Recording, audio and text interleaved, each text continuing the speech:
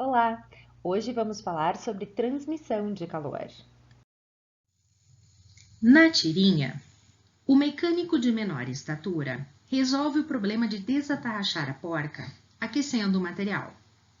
Em contato com o fogo, a porca dilata mais que o parafuso, aumentando a folga entre eles.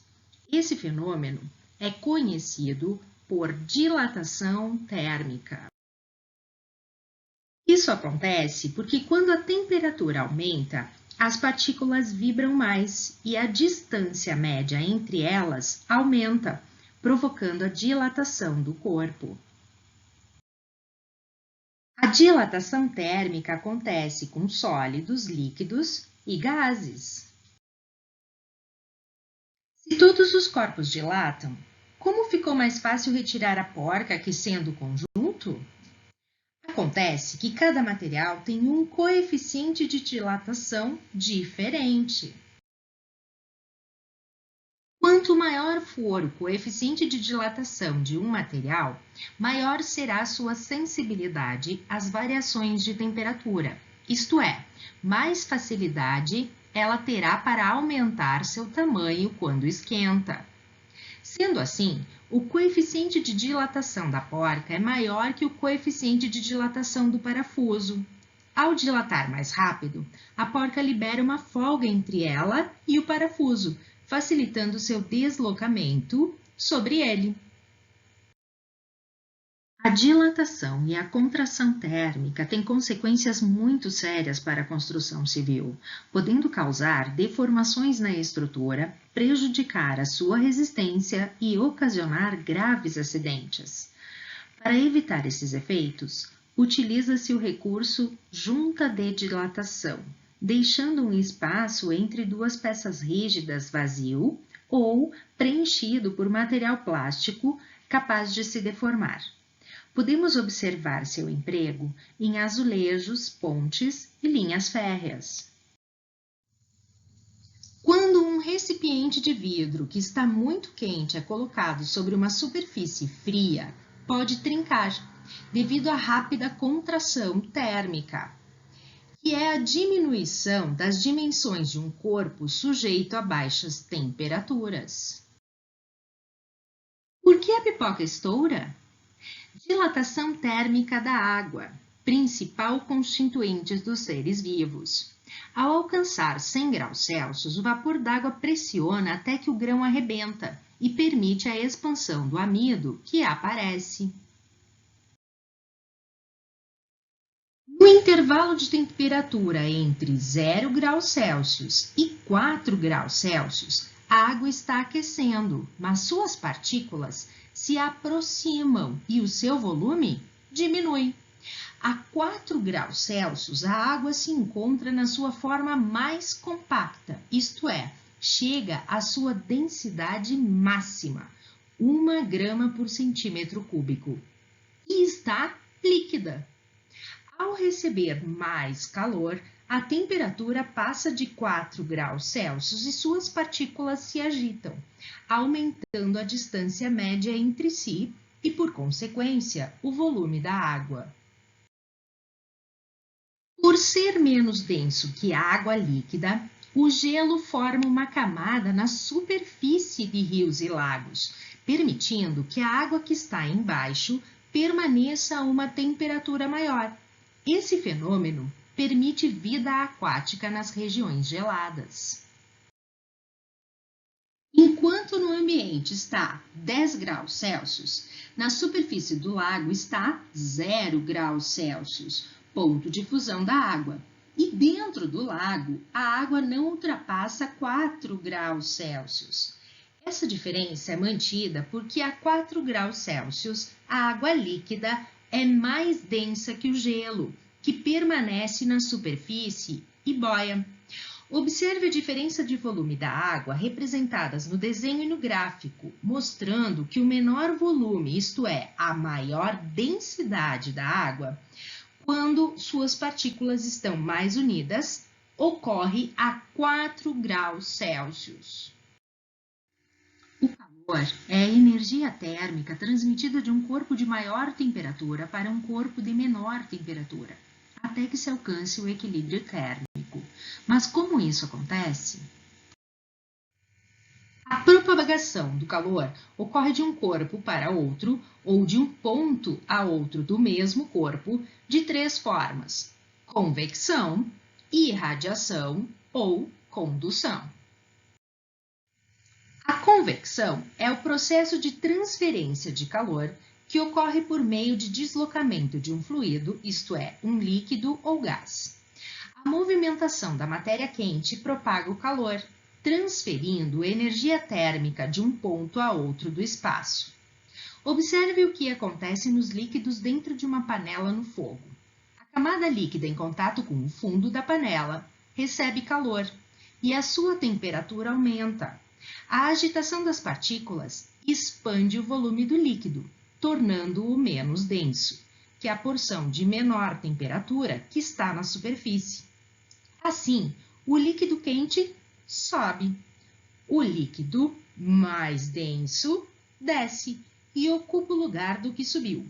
Esse processo se repete, causando a circulação do líquido na panela, chamado de corrente de convecção. Você se lembra que já estudou este fenômeno nas correntes de convecção do magma? Aquelas que provocam o movimento das placas tectônicas. Já estudamos também as correntes de convecção do ar, conhecidas como vento. Enquanto as correntes marítimas influenciam no clima do planeta. As correntes de convecção do ar são utilizadas por aves para facilitar seu voo e nós imitamos com nossas aeronaves. A agitação térmica das partículas emite ondas eletromagnéticas que se propagam pela matéria, mas também em regiões onde não existe matéria, o vácuo. Fenômeno conhecido como irradiação ou radiação térmica, a luz é um exemplo de onda eletromagnética que se propaga pelo espaço sideral do Sol até nós. A capacidade de propagação das ondas eletromagnéticas provenientes do Sol pelo vácuo permite a vida como conhecemos no planeta. A radiação da luz que percebemos na forma de calor é chamada de infravermelho, por não estar no nosso espectro visível. Corpos quentes a emitem como o nosso e pode ser detectada por instrumentos especiais. O branco reflete bastante luz, absorvendo pouca radiação, sendo ideal para os dias quentes. Já o preto absorve muita luz e radiação, sendo recomendado para dias frios. Na condução, a transmissão de energia térmica ocorre de uma partícula para outra por sua agitação térmica.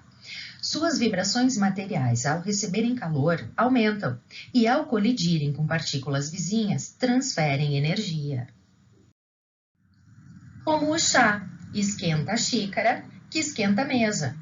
As mãos, a boca, o estômago de quem consome o líquido quente, até que o equilíbrio térmico seja estabelecido.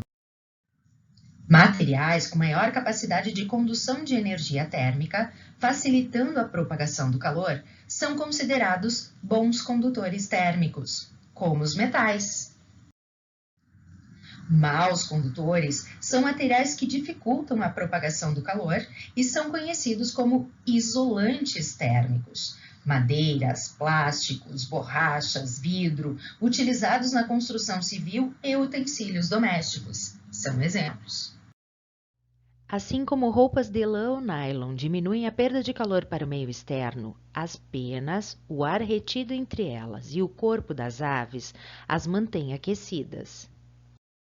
Aplicações da propagação de calor. Garrafas térmicas conservam a temperatura de bebidas, tanto frias como quentes, por um tempo. A garrafa é vedada por uma tampa de plástico, com espuma plástica ou cortiça, que são isolantes térmicos, dificultando a condução térmica. Internamente contém uma ampola de vidro de paredes duplas e espelhadas. O espelho reflete quase todo o calor, diminuindo a irradiação térmica. Já o vidro é isolante térmico como o plástico.